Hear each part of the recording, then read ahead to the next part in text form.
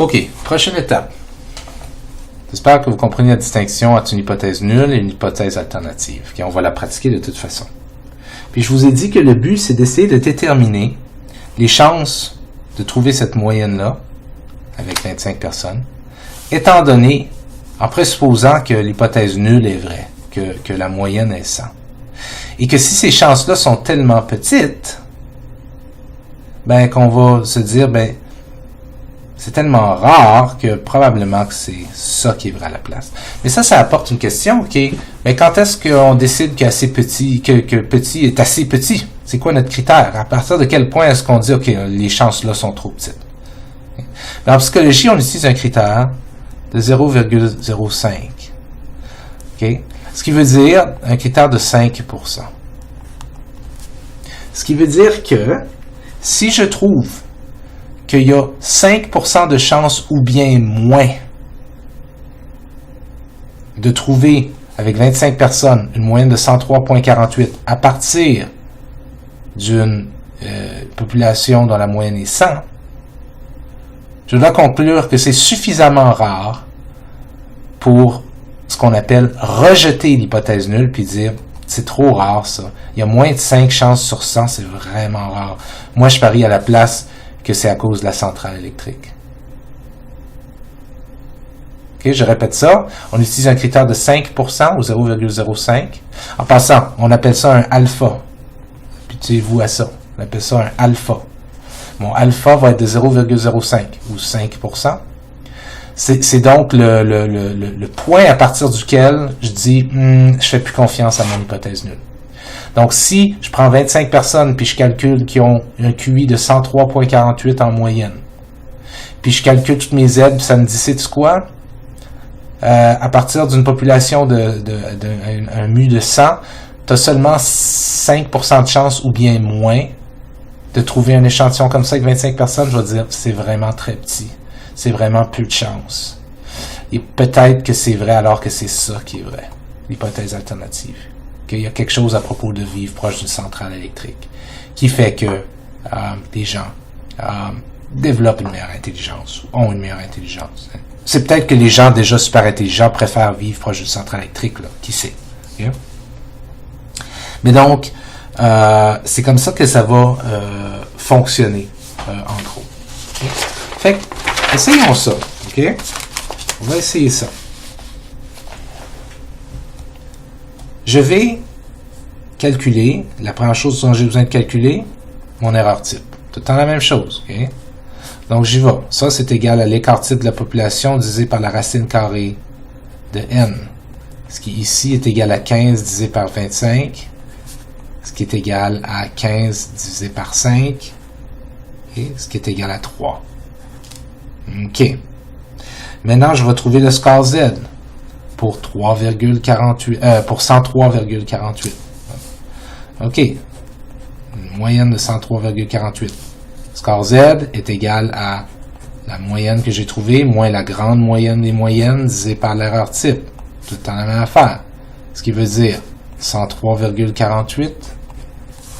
J'espère que vous voyez bien. Divisé par moins 100 divisé par 3. Okay.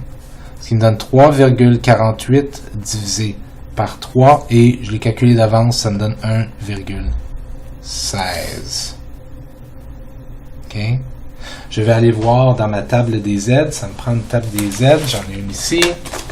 1,16 encore là. Je pense pas que vous voyez bien ça, mais c'est pas important. Vous devriez savoir comment utiliser ça déjà.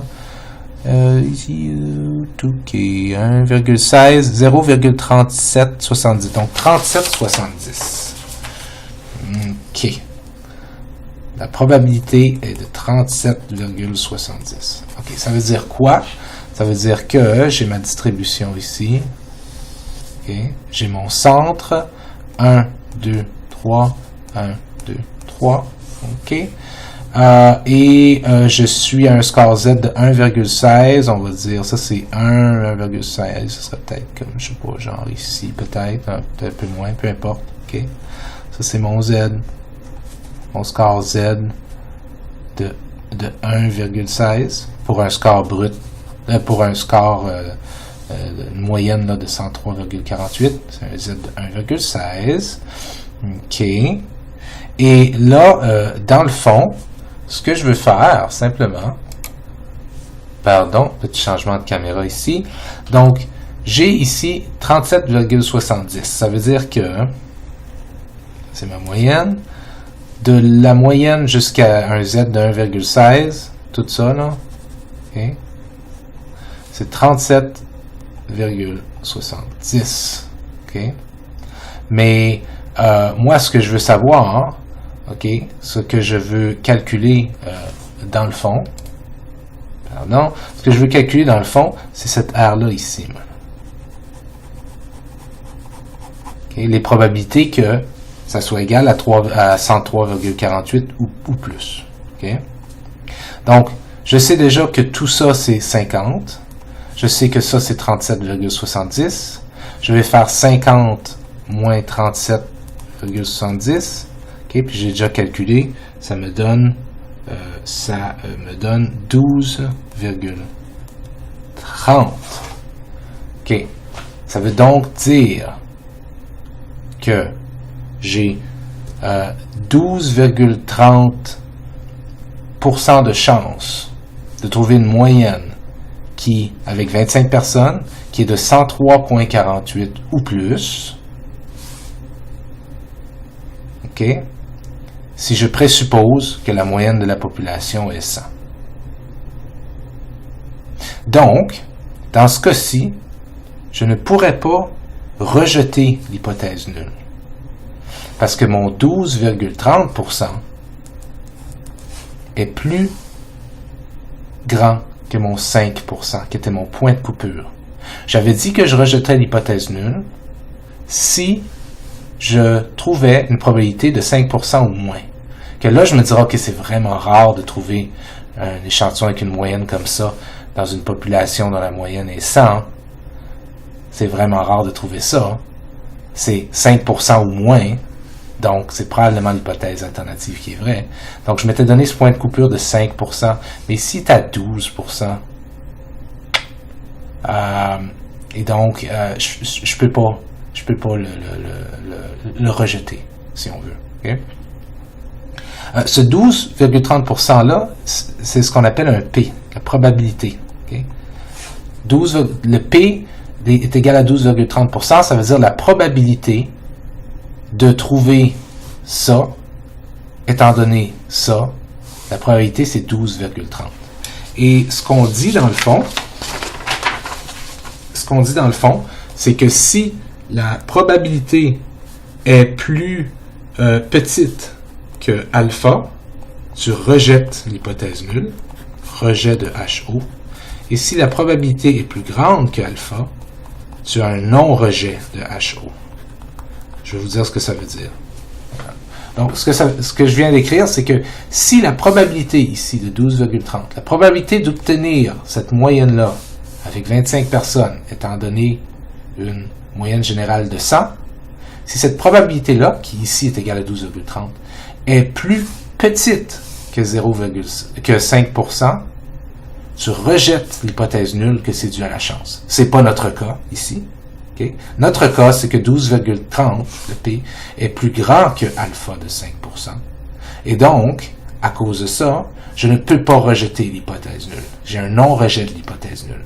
Ce qui veut dire donc que je n'ai pas assez de preuves suffisantes pour conclure que l'hypothèse nulle est tellement ridicule qu'elle est impossible et que je devrais croire à la place à l'hypothèse alternative. C'est vraiment important de comprendre ça. En recherche, on présuppose dès le départ que c'est l'hypothèse nulle qui est vraie. Okay?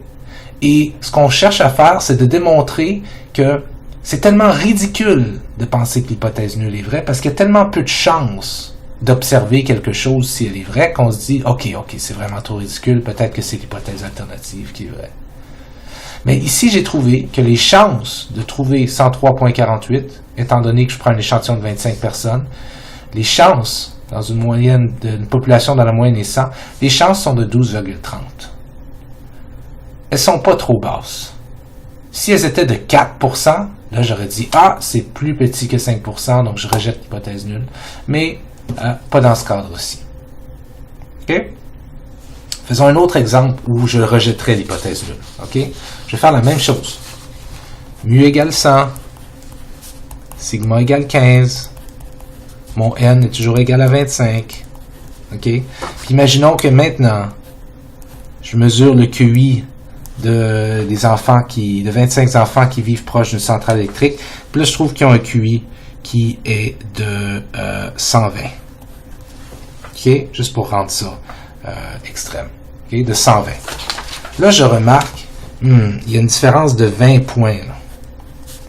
Il y a une différence de 20 points entre ce que je pense être la population de laquelle ils viennent puis leur échantillon. Cette différence de 20 points-là, est-ce qu'elle est simplement due à la chance? Ça dépend. Peut-être que c'est possible de trouver un échantillon de 25 personnes de 120 à partir d'une population dans la moyenne des 100. Ou bien, est-ce qu'elle n'est pas due à la chance? Est-ce qu'elle est due à l'électricité? Est-ce qu'elle est due au fait qu'ils vivent proche d'une centrale électrique? Okay? Mon hypothèse nulle, c'est que la population d'où viennent ces 25-là est vraiment une moyenne de 100 et que ça soit en fait la population générale.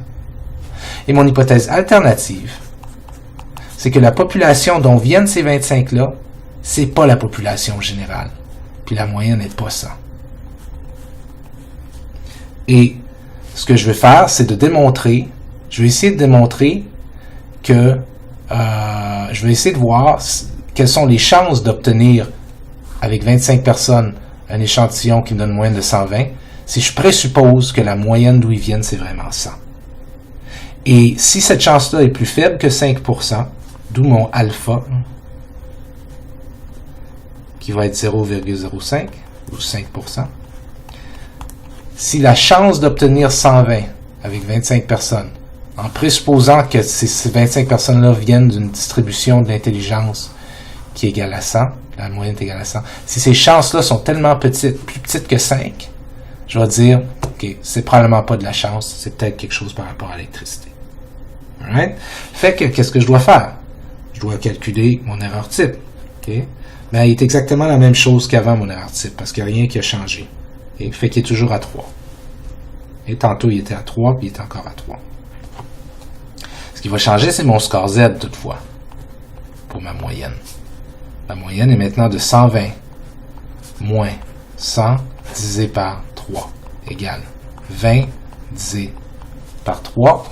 Donne-moi une seconde, j'ai une petite calculette ici, là. 20 divisé par 3 égale 6, on va dire 6,7. C'est 6,666, etc. On va dire 6,7.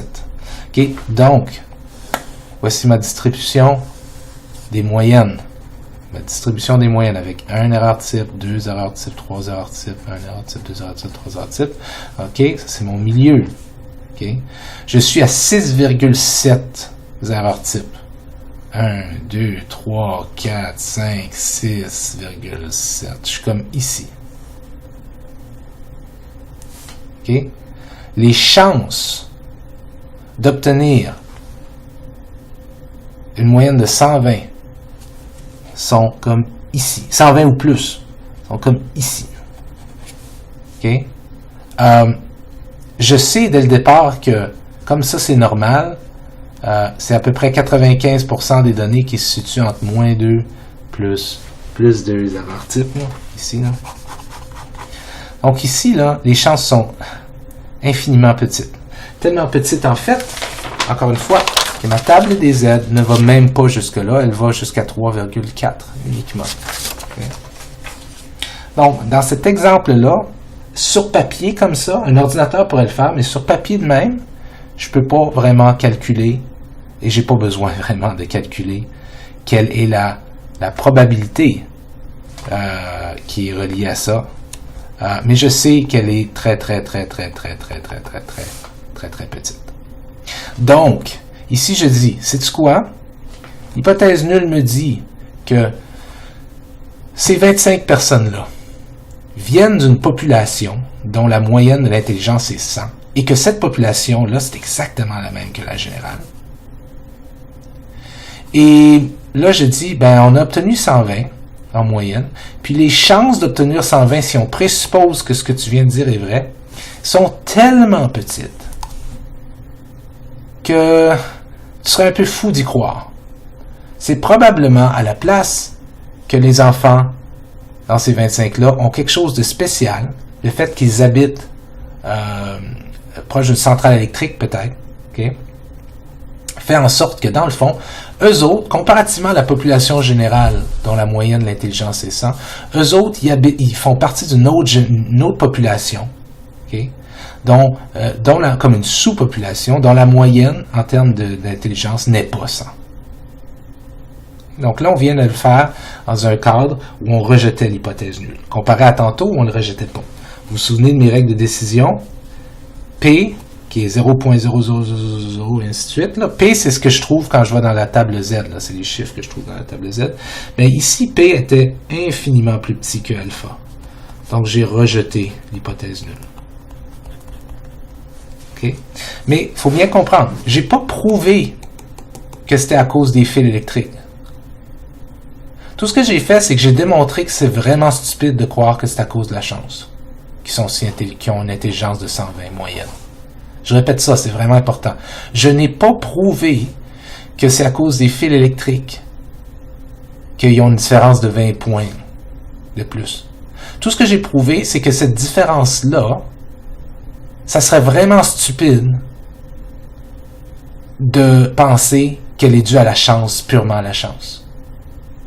Et qui viennent de la population normale, mais c'est juste que par chance, tu as la chance de tirer un échantillon de 120. Les chances de ça sont tellement petites que je ne pourrais même pas les calculer sur papier. Okay? Donc, tu te dis, bon, ben, les chances de ça sont tellement petites que c'est peut-être ça qui est vrai. Mais j'ai pas prouvé que c'est ça qui est vrai, que c'est vraiment à cause de la centrale électrique. Et en psychologie, vous ne prouverez jamais ça. Tout ce que vous pouvez faire, c'est prouver que ça peut pas être ça. Ben, ça peut pas. Ça se peut, là. Il y a une chance infiniment petite, mais il y a des choses qui arrivent parfois, là, qui sont absolument improbables. Mais, pour être rationnel, tu te dirais, les chances sont tellement petites que c'est bien mieux d'aller avec cette possibilité-là. Okay? Alors ça, c'est un exemple d'un test d'hypothèse où j'infirme, je rejette l'hypothèse nulle, alors qu'avant, je ne rejetais pas l'hypothèse nulle dans l'exemple précédent.